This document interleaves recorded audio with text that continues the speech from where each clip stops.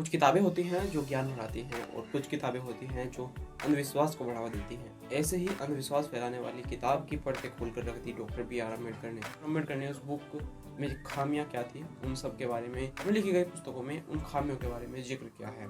तो आइए आज डॉक्टर अम्बेडकर के द्वारा लिखी गई एक अन्य पुस्तक शूद्र कौन थे, इस बुक का आज रिव्यू करने वाले हैं और आपको बताने वाले हैं कि आखिर इस बुक में आपको क्या क्या देखने को मिलेगा। तो स्टार्ट करते हैं वीडियो को।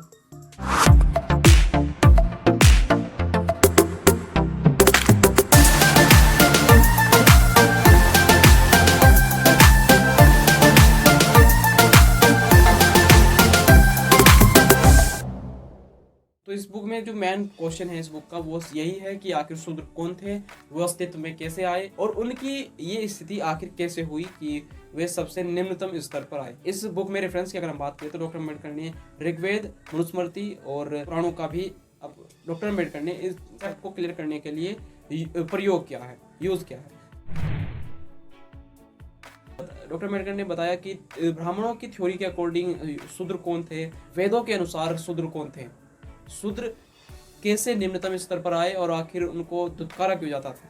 तो इस टाइप के बहुत ही दिमाग के जाले साफ कर देने वाले क्वेश्चन आपको इस बुक में देखने को मिलेंगे और आपकी जो सोचने की जो क्षमता है उसको ये बुक बढ़ाएगी और ये बुक अंधविश्वास से भी पर्दा उठाती है। इस बुक में जो इंपॉर्टेंट थ्योरीज दी गई है उन्हें डिस्कस कर लेते हैं।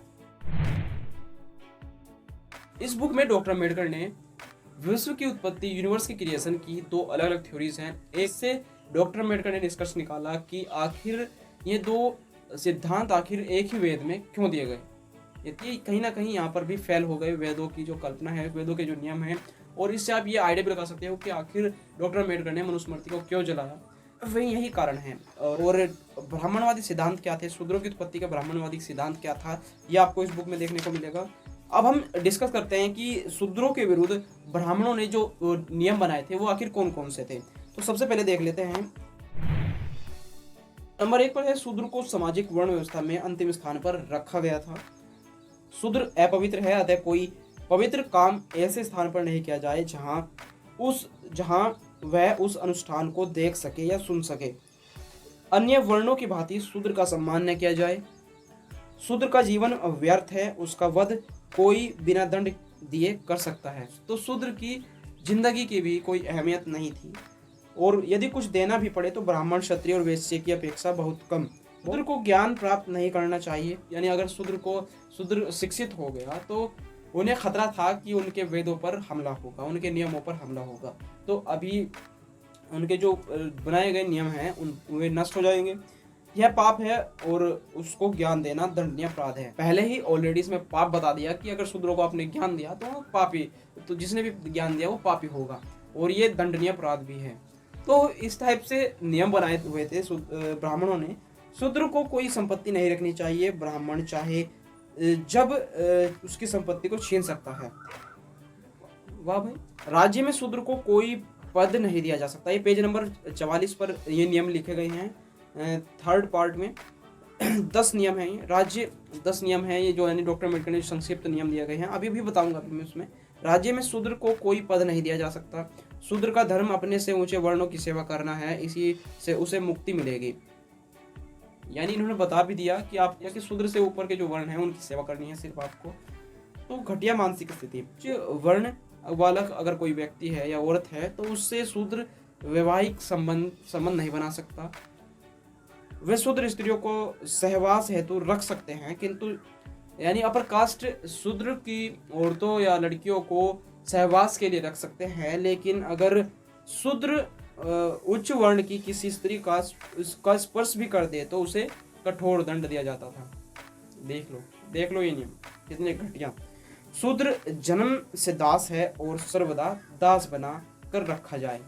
यानी शूद्र जन्म से दास है और उसे हमेशा के लिए दास बनाकर रखा जाए। तो ये नियम है, ये आपको ब्राह्मण थ्योरीज में मिल जाएंगे और इनके साक्षी डॉक्टर अम्बेडकर ने दिए गए हैं। अध्याय 8 मंत्र 279 284, अध्याय 15 मंत्र 22 से 27। ये अगर आपको यकीन नहीं आता तो रेफरेंस दिए गए हैं यहाँ पर नीचे, आप जाकर देख सकते हो ये नियम। तो नारद स्मृति क्या कहती है इन नियमों के बारे में। शूद्र जिस द्विज पर मिथ्यारोप लगाता है तो राजा के अधिकारी उसकी जबान के टुकड़े टुकड़े काट कर उसे फांसी पर लटका दे।